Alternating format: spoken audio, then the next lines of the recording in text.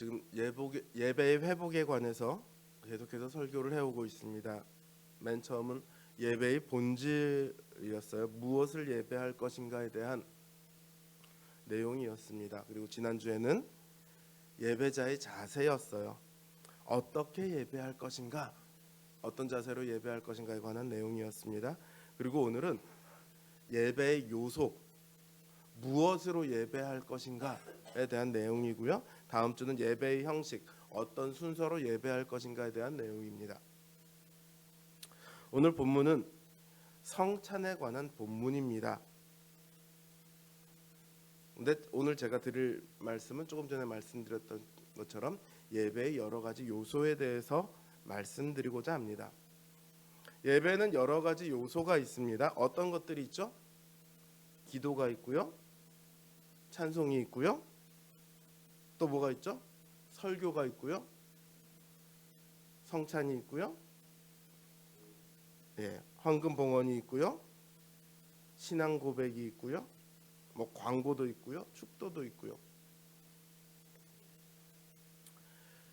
이 중에서 저는 다른 부분들은 다음 주에 이제 예배의 형식을 다루면서 간략하게 언급을 하면 될 것 같은데, 오늘은 특별히 성례와 찬송에 대해서, 찬양에 대해서 주로 말씀을 드리고자 합니다. 요 두 가지 부분에 대해서는 조금 길게 이야기할 필요가 있어요. 왜냐하면 오늘날 한국 교회에서 예배의 여러 가지 요소 중에서 가장 본질과 많이 벗어나 있기 때문입니다. 사실은 더 많이 벗어나 있는 게 있어요. 뭐냐면 설교가 제일 많이 벗어나 있어요. 지난주에 어떤 분이 저한테 그러더라고요. 우리 목사님은 성경 본문을 읽어놓고 전혀 상관없는 자기 얘기만 하다가 끝나, 뭐 이러는 얘기를 들은 적이 있어요. 근데 의외로 한국 교회 안에 이렇게 설교하시는 분들이 굉장히 많다고 합니다. 하지만 제가 설교는 뭐 누차 얘기했던 바니까 오늘 이야기하지 않고요. 찬양, 성례 그리고 찬양에 대해서 말씀을 드리고자 합니다. 먼저 성례에 대해서 말씀을 드릴게요. 성례라고 하면 뭐 두 가지예요. 성례는 뭐죠? 세례 그리고 성찬, 이 두 가지를 합쳐서 성례라고 합니다. 성례는 언약의 징표로 주님께서 친히 제정하신 거예요. 카톨릭에서는 7가지 성례를 이야기하지만 주님께서 친히 제정하신 것은 사실 두 가지밖에 없습니다. 세례와 성찬, 이 두 가지죠. 주님께서는 성례를 통해서 우리 마음에 주님께서 세우신 언약을 인치시고 믿음에 이르게 하셔서 또 믿음을 굳건하게 하시고 믿음을 보호하십니다. 그래서 마침내 천사들과 사람들 앞에서 우리로 주님에 대한 믿음을 고백하게 하죠. 그 마지막 순간까지 끌고 가시기 위해서 하나님께서 우리를 위해 제정하신 것이 바로 성례입니다. 세례와 성찬은 사실 내용상 동일해요. 예수 그리스도께서 우리를 위해 대속하는 죽음을 죽으셨고 부활하심으로 우리를 구원하셨고 마지막 순간에 다시 오심으로 우리를 그 영원한 하나님 나라에 데려가실 것이다. 이 내용이 세례와 성찬은 동일하게 가지고 있습니다. 다만 미세한 차이가 있는데 어떤 차이냐면 우리가 흔히 예수 믿음으로 의롭게 된다고 얘기하는 걸 신학적인 용어로 뭐라고 하죠? 칭의, 의롭게 불려진다고 해서 칭의라고 합니다. 그 다음에 처음 신자가 되는 걸 보통 칭의라고 얘기하죠. 신자로서 살아가면서 삶이 거룩하게 되는 걸 뭐라고 얘기하죠? 성화라고 얘기하죠. 세례는 칭의와 관련이 있고요. 성찬은 성화와 관련이 있습니다. 그래서 세례는 우리가 한 번 처음에 의롭게 될 때 한 번 받지만 성찬은 계속합니다. 우리의 성화의 삶은 계속되어야 하기 때문에.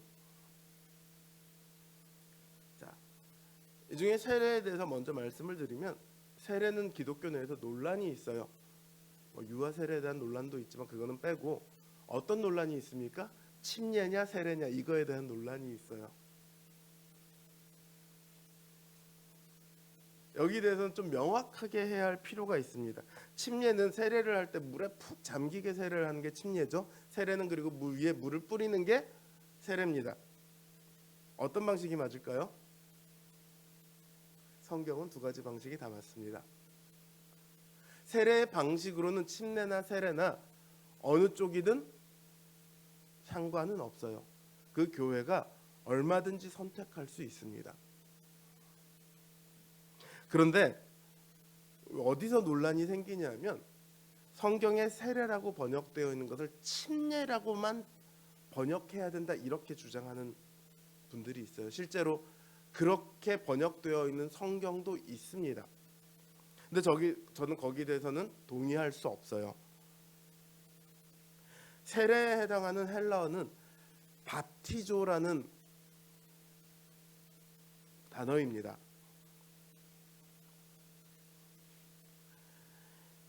이게 고대 헬라어에서는 잠기다 이런 뜻이 있었어요. 근데 성경이 쓰여질 당시에는 이 단어가 헬라어에서 어떤 뜻으로 사용되었냐면 씻는다라는 단어로 사용되고 있었습니다. 그러니까 밥티조, 세례하다라는 뜻이 물에 완전히 잠긴다라는 뜻보다 씻는다라는 표현이 그 뜻이 훨씬 강한 거예요. 에스겔 36장 25절을 보면요, 하나님께서 에스겔 선지자에게 이렇게 말씀하십니다. 맑은 물로 너희에게 뿌려서 너희로 정결하게 하되 곧 너희 모든 것에서와 모든 우상 숭배에서 너희를 정결하게 할 것이며 이렇게 말씀하세요. 세례에 대한 말씀이죠. 근데 뭐라고 얘기하셨냐면 너희에게 물을 뿌려서라고 말씀을 하세요. 물을 뿌려서 씻기겠다 이렇게 말씀하세요. 그러니까 세례는 어느 날 갑자기 나온 것이 아니라 선지자를 통해서 하나님께서 약속하셨던 새 언약의 예식입니다. 그것을 새 언약을 이행하러 오신 주님께서 행하신 거예요. 그러니까 방식이 아닌 단어로서 세례 대신 침례를 쓰는 것은 틀렸습니다. 세례는 에스겔 선지자를 통해 말씀하신 것처럼 우리의 죄를 씻으셔서 정결하게 하는 예식입니다. 그러니까 누가 너희 교회는 세례해 침례해, 우리는 세례해, 우리는 침례한다, 그래 좋겠다 이렇게 얘기하시면 돼요. 근데 너희 교회는 침례를 어떻게 하니? 라고 물으면 그 단어에 대해서는 여러분들이 너 그거 틀렸어 이렇게 얘기하실 필요는 없지만 싸움 나요? 굳이 싸우실 필요는 없잖아요. 저기는 저렇게 가르치는구나. 근데 우리는 그게 틀렸다라는 것을 알고만 계시면 돼요. 자, 그 다음에 이제 성찬에 대해서는요. 성찬에 대해서 말씀드리기 전에 우리가 성찬에 대해서 실질적인 효력이 있다. 성찬 가운데 실질적인 효력이 나타난다고 제가 누누이 말씀을 드립니다. 성찬을 행할 때마다. 그렇다면 세례에 대해서도 동일한 효력이 나타난다는 것을 우리는 생각할 수 있겠죠. 세례 그 예식 자체가 효력을 가졌다라고 하기보다는요. 세례 가운데 성령님께서 역사를 하셔서 효력을 있게 만드십니다. 실제로 의로운 사람으로 만들어 주시는 거예요. 그래서 우리는 물 세례를 어떻게 표현하냐면 성령 세례의 징표다. 이렇게 얘기를 해요. 그러니까 물 세례와 성령 세례를 따로 구분하지 않습니다. 물 세례를 할 때 성령 세례가 일어난다 이렇게 봐요.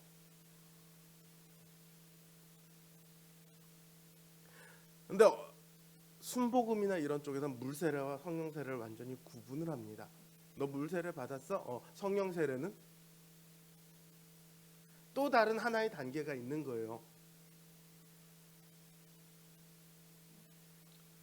거기서는 물 세례는 가짜가 되는 거죠.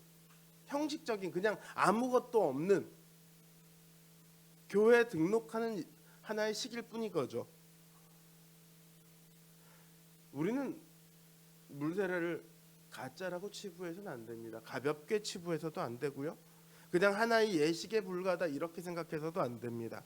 세례는요, 우리의 죄를 씻기시고 정결케 하시는 성령님의 사역의 표식입니다. 그러므로 세례를 받는 사람은 감사와 믿음으로 받아야 하고요. 또한 세례를 행하는 교회는 그리고 그 성도들은 기쁨과 사랑의 마음으로 그 세례 받는 사람을 축하하고 환영해야 합니다.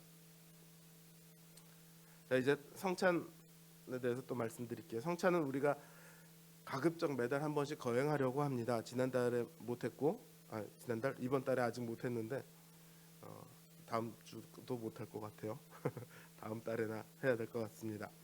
어쨌든 그래서 성찬의 의미에 대해서는 우리가 계속해서 들어왔고 많은 이해를 가지고 있습니다만, 그래도 좀 더 정확한 이해를 위해서 설명을 좀 해야 될 것 같아요. 성찬에 관해서 크게 두 가지의 견해가 있습니다. 어떤 견해가 있냐면 그냥 실제적인 효력이 있다는 견해하고요, 기념적인 상징적인 예식일 뿐이다라고 하는 견해, 이 두 가지가 있어요. 이건 초대교회 때부터 있었어요. 그러다가 중세 카톨릭에서는 이걸 어떻게 정리하냐면 이 실제적 효력이 있다로 정리를 합니다. 그러면서 어떻게 결론을 내리냐면, 성찬을 할 때 사제가 축사를 합니다. 그러면 그 순간에 이 떡이 그리고 포도주가 어떻게 변해요? 실제로 그리스도의 몸과 피로 변한다.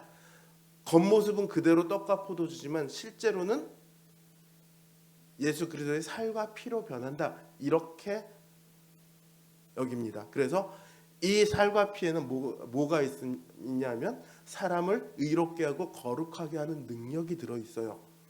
그래서 이걸 먹으면 거룩해지는 거예요.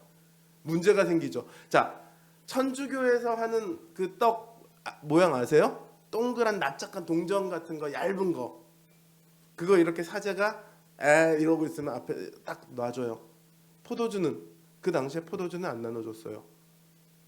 왜 그러냐면, 자, 우리가 빵으로 하다 보면, 우리 매일 빵을 잘라주신 남하연 씨는 잘 알죠. 빵에서 뭐가 떨어집니까?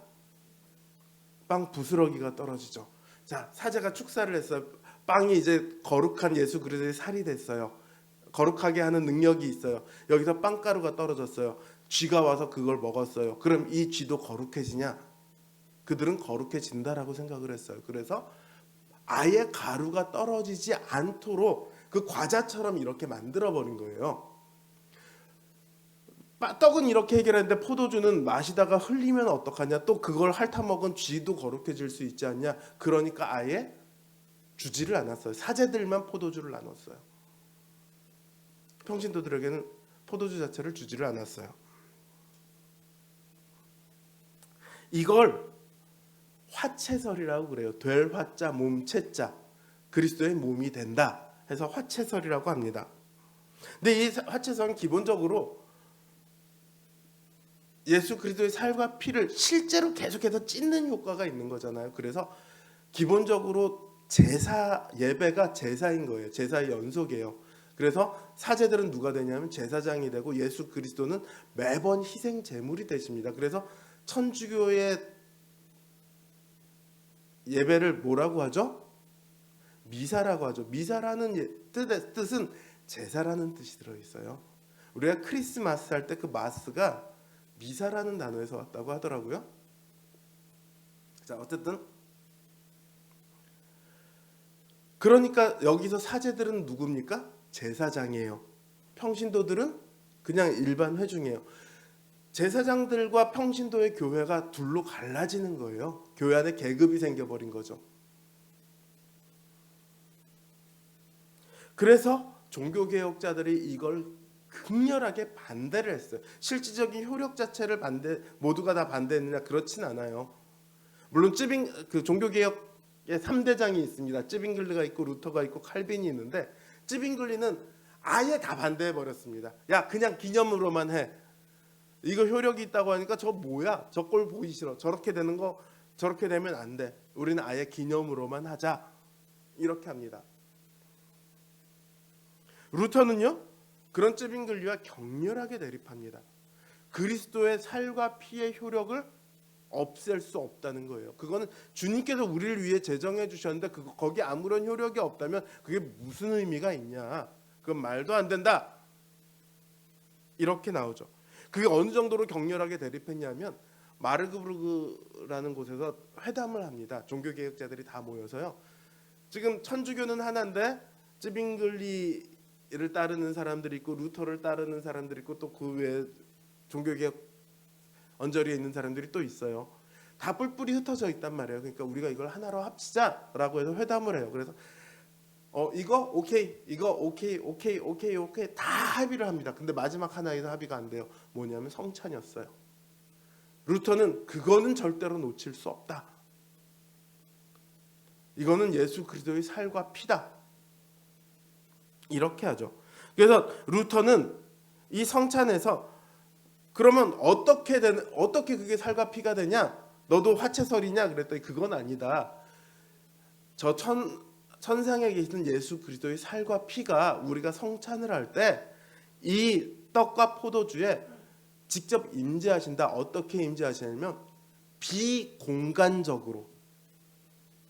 그래서 이걸 어떻게 표현하냐면 떡 위에 아래 옆에 안에 이렇게 임재하신다라는 표현을 했는데 비공간적으로 비물질적으로 임재하신다 이렇게 얘기를 했어요. 이걸 이제 공제설이라고 그래요. 함께 공 있을 제 함께 있는 거예요. 떡과 예수 그리스도의 살이 함께 있는 거예요. 떡도 있으면서 예수 그리스도의 살도 있는 거죠. 칼빈은 이 두 가지 견해를 어느 정도 절충했다고 봐야 돼요. 그러니까 루터는 실제적인 효력이 있다 쪽을 따랐고 쯔빙글리는 상징일 뿐이다를 따랐는데 칼빈은 이 두 가지를 어느 정도 절충을 했습니다. 그래서 성찬이 예수 그리스도의 죽으심을 기념하는 것이면서도 성찬을 통해 그리스도께서 성령님을 통해 임재하신다 이렇게 주장을 합니다. 이걸 성령 임재설이라고 하죠. 그러니까 우리는 이 칼빈의 견해를 받아서 성찬 가운데 성령님을 통해 그리스도께서 영적으로 임재하신다 이렇게 그래서 우리에게 실제적인 효력이 일어난다 이렇게 이제는 받고 믿고 그렇게 성찬을 시행하고 있습니다. 그러니까 성찬이 있을 때 우리는 그 성찬 가운데 나타나는 그 그리스도의 능력을 더 사모하는 마음으로 또 우리를 위해 그 살과 피를 기꺼이 내어주신 예수 그리스도를 더욱 감사하는 마음으로 성찬에 참여해야 합니다. 이 성찬을 통해 우리는 그리스도의 살과 피에 실제로 참여해서 연합을 하게 됩니다. 우리가 그리스도와 한 몸이 되는 거예요. 성찬을 통해서. 그래서 그 성찬을 이야기할 때 우리가 그리스도의 살과 피를 먹음으로써 그리스도께서 우리 안에 거하시고 우리는 그리스도 안에 거하게 된다. 이렇게 이야기하는 분들도 있어요. 저는 굉장히 그 의견에 동의를 합니다. 그래서 이 성찬을 통해서 우리의 믿음은 더욱 확실해지고 견고해지고 이 땅의 모든 고난에서부터 위로를 얻게 되죠. 그래서 성찬은요 뿐만 아니라 우리 모두가 나만 그리스도의 몸에 참여하는 게 아니잖아요. 성찬에 참여하는 모든 사람이 하나가 돼요. 그리스도 안에서 하나가 되어 한 몸이 되어서 그리스도와 연합하는 거예요. 그래서 성찬은 하나님과의 교제이면서 동시에 성도들 간의 교제다. 수직적인 교제와 수평적인 교제가 함께 일어난다. 이렇게 이야기를 합니다.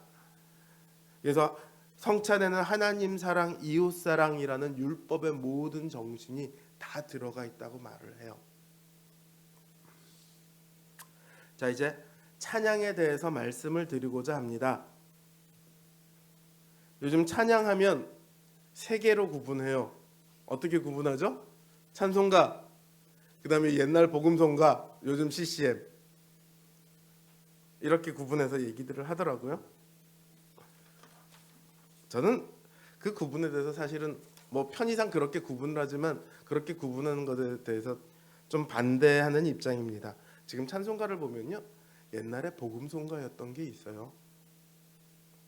우리는 지금 통일 찬송가를 쓰지만 새 찬송가를 보면 뭐 예수 우리 왕이여 이건 복음송가로 부르던 거잖아요. 그게 찬송가에 들어가 있어요. 이 찬송가에는 민요나 일반 가요의 가사를 바꾸어서 붙여서 부르는 그런 찬송가도 있습니다. 또 가사는 없지만 애초부터 하나님을 찬양하기 위해 만든 기악곡도 있어요. 그러니까 찬송을 딱 이거는 찬송가고 이건 아니고 이렇게 구분하기가 쉽지가 않다는 거예요. 어떤 분은 찬송가 중에 하나님을 찬양하는 곡하고 우리 신앙적인 경험이나 간구를 내용으로 하는 곡들을 구분해야 된다 이렇게 말씀하는 분도 있어요. 이렇게 구분하는 분 중에 이제 옛날 광주 신학대에서 종교 음악을 가르치셨던 분이 계신데, 그분이 아멘이 끝에 붙어 있는 건 하나님을 찬양하는 곡이고, 아멘이 없으면 우리의 신앙 경험이나 이런 거를 부르는 거다 이렇게 얘기를 했거든요. 근데 찬송가를 보면요, 안 그런 거 굉장히 많습니다. 우리의 신앙 경험이나 간구에 대한 부분인데 아멘이 붙어 있는 거 굉장히 많습니다. 그분은 이제 아멘이 있는 곡들만 예배에 사용해야 된다 이렇게 얘기를 했는데 그게 틀린 거예요.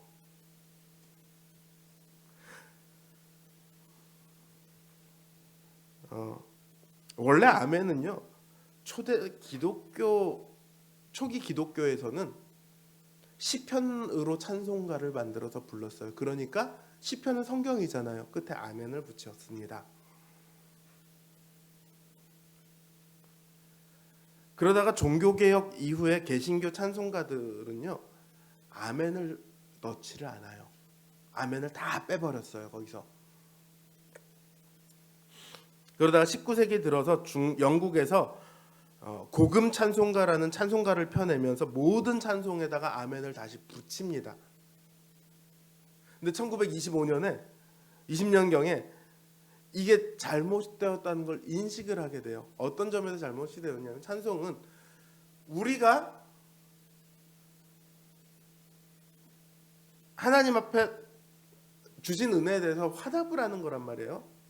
근데 그 끝에 우리가 아멘이라는 응답이 또 달라붙어 있는 것이 이게 뭔가 잘못되었다 이렇게 이제 생각을 하고, 1950년까지 해서 영국에서 찬송가에 붙은 아멘이 다 사라지게 됩니다. 그리고 미국에서도 1975년 이후로 원래부터 아멘이 붙어 있는 몇 곡을 빼고는 다 사라졌다고 그럽니다. 우리나라에 들어온 찬송가는 그 전에 들어와서 지금 아멘이 붙어 있는 곡들이 많이 있는데, 그런 점에서 이제 차이가 좀 있습니다. 찬송가에 있는 신앙적인 경험, 간구 이런 곡들은요, 거의 다 18, 19세기 부흥운동 당시 만들어진 곡들이에요. 이 곡들을 그 당시에 뭐라고 불렀었냐면 가스펠송이라고 불렀습니다. 복음송가라는 거죠. 그 곡들 중에 너무 세속적이지 않고 가사의 내용이 성경적이고 신학적인 곡들이 지금 찬송가에 들어와 있는 거예요. 그래서 이 복음송가 중에 이 곡들은 예배 찬송으로 쓰기에 합당하다 해서 찬송가에 수록이 된 겁니다. 그러니까 이 중에서 또다시 골라서 아멘이 있는 건 예배 찬송으로 쓰기에 합당하고 아닌 거는 없는 건 빼버려야 되고 이렇게 구분할 수 있는 게 아니라는 거죠. 그러니까 지금의 CCM도 언젠가는 시간이 지나면 찬송가로 들어올 수 있겠죠. 그러니까 그렇게 딱 잘라서 구분할 수는 없다는 거예요. 다만 찬양을 무분별하게 불러서는 안 됩니다. 종교개혁자들은요, 찬송이 오히려 하나님과 그리스도의 은혜를 가리울 수 있다 이렇게 지적을 했어요. 그래서 칼빈도 그때까지 있던 모든 찬송을 다 없애버리고 시편 찬송만 불러야 한다. 시편 찬송가를 부릅니다. 그것도 처음에는 화음이 많으면 안 된다고 해서 단화음으로, 화음 한 1도짜리 화음으로 단화음으로만 불러요. 그러다가 이제 시편 찬송도 4도 화성이 생기기는 했는데, 그런 정도로 찬송이 예배에 있어서 사람을 즐겁게 하는 도구로 사용되어서는 안 된다라고 했던 거예요. 음악은 그런 능력이 있거든요. 음악 자체가 사람을 기분 좋게 하고 사람을 기쁘게 하고 혹은 사람을 위로하고 이런 능력이 있어요. 우리가 실현당하면 가요 듣는 사람들 많이 있잖아요. 혹은 뭐 어디 놀러 가서 흥을 돋을 때 노래 부르고 흥을 돋우잖아요. 그런 능력이 있거든요. 그래서 거기에 빠지면 안 되니까 조심해서 무분별하게 사용하지 않도록 해야 된다라고 이야기를 했어요. 그런데 오늘날은 이 찬양이 그 종교개혁자들의 걱정처럼 무분별하게 사용되고 있습니다. 위험한 지경을 겪고 있어요.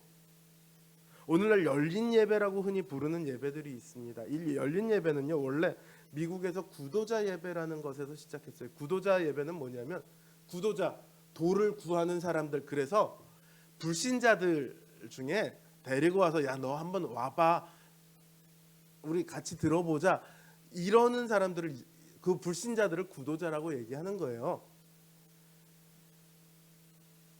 이들이 중심이 된 예배가, 이들을 대상으로 하는 예배가 구도자 예배입니다. 1960년대 중반에요, 캘리포니아의 척 스미스 목사님이 갈보리 교회를 세웁니다. 60년대 미국은요, 히피 문화하고 마약이 성행했어요. 이들을 척 스미스 목사님은 교회로 불러들이고 싶어 하셨어요. 그래서 그들에게 익숙한 문화, 특히나 로큰롤을 예배 음악으로 사용하기 시작합니다. 너 익숙한 거 하니까 와서 들어봐, 이런 거죠. 그래서 1970년대 초반에는 캘리포니아 해변에서 히피족들과 마약 중독자들에게 척 스미스 목사님이 여럿을 모아놓고 세례식을 베풀기도 합니다. 이게 이제 뉴스에까지 반영이 되면서 전 미국에 이제 큰 반향을 일으키게 되죠. 그래서 이런 움직임이 점점 늘어납니다. 이제 이 흐름을 이어받은 게 누구였냐면 빌 하이벨스라고 불리는 목사님이었고, 윌로우 크릭 처치라고 해서 이 열린 이런 예배로 가장 유명한 교회가 나타나게 된 거죠. 근데 이런 구도자 예배에 대해서 여러 가지 비판이 있습니다. 첫째는 예배는 하나님 중심적이어야 하는데 너무 인간 중심적이 되었다는 거예요. 하나님을 기쁘시게 하기보다 사람을 기쁘게 하는데 초점이 맞춰져 있다. 그다음 두 번째, 예배는 신자들이 하나님께 드리는 예배인데 불신자들을 중심으로 하는 예배가 정말 예배일까? 이런 이제 비판이 발생을 합니다. 그래서 근데 이 비판이 사실 오늘날 한국 교회 예배들에 비슷하게 사용이 될 수 있어요. 오늘날 열린 예배는요, 우리나라 열린 예배는 구도자들을 대상으로 하는 게 아니라 주로 20, 30대의 젊은 신자들을 대상으로 합니다. 1996년에 예수촌 교회에서 처음 시작했고, 온누리 교회에서 이제 이걸 받아서 크게 부흥을 시키죠. 이 열린 예배가 이제 전국적으로 퍼져 나갑니다. 지금 대부분의 교회가 이 예배의 방식을 사용합니다. 근데 그 찬양들이, 거기서 사용되는 찬양들이 모두가 다 예배의 찬양이 될 수 있느냐, 여기에 대해서는 우리가 그 중에서 예배의 찬양으로 쓸 수 있는 것을 제한할 필요가 있다는 거예요. 모든 곡을 다 쓸 수는 없습니다. CCM을 듣고 혼자 흥얼거리고 뭐 이러는 건 얼마든지 좋습니다. 혹은 소모임에서 그 CCM을 부르고 이런 건 얼마든지 좋습니다. 그러나 공식적인 예배에서 그 찬양들을 쓰기 위해서는 교회의 합의가 필요하다는 거예요. 교회가 이 찬양은 우리 저걸로 사용할 만하다, 예배 찬양으로 사용할 만하다, 이런 판단이 필요하다는 거죠.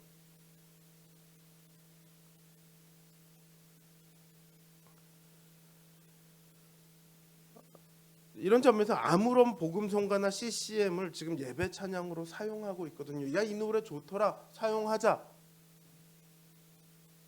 그 곡이 예배 찬양으로 합당한가 아닌가에 대한 판단이 없이 어떻습니까? 이 곡 좋으냐 안 좋으냐 이걸 가지고 판단을 해요. 찬송은요, 우리가 불러서 하나님을 기쁘시게 하는 노래이지 우리가 즐겁기 위한 노래가 아닙니다. 그러니까 CCM을 듣고 흥얼거리는 것은 저는 뭐 권장합니다. 어떤 분은 야, 찬양은 하나님한테 하는 건데 왜 네가 듣고 네가 좋아하고 네가 흥얼거리냐 뭐 이렇게 얘기하시는 분도 있는데, 저는 뭐 이거는 기독교 문화로서 굉장히 우리가 존중해야 되고 보호해야 된다라고 생각을 해요. 다만 예배에서 사용하는 것에 대해서는 신학적인 검토를 통해 매우 제한적으로 사용해야 된다. 그리고 이 예배의 찬양이 예배에 있어서 중심이 되어서는 안 된다는 거예요. 예배의 중심은 하나님의 말씀입니다. 그래야 우리가 그 말씀 가운데 우리가 하나님으로 인도가 되는 거예요.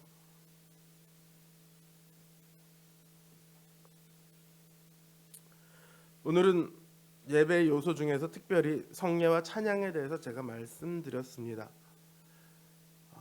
한국교회 예배뿐만 아니라 우리 교회의 예배에 있어서도요, 또는 우리가 예배를 드리는 자세에 있어서도요, 우리가 분명히 바꿔가야 할 부분들이 많이 있습니다. 차근차근 하나씩 바꿔갔으면 좋겠어요. 하다가 이 모습이 잘못되었다 싶으면 또 바꾸고 그래서 늘 더욱더 올바른 예배, 온전한 예배를 드릴 수 있기 위해서 늘 고민하고 노력하고 또 그런 예배를 드리기 위해 애쓰고 기도하는 저와 여러분이 되었으면 좋겠습니다. 우리 노원성도교회의 예배가 정말로 하나님이 기뻐하실 만한 예배로 회복되기를 간절히 바랍니다. 우리 함께 기도하고 또 함께 노력하는 올 한 해가 되기를 주님의 이름으로 기원합니다.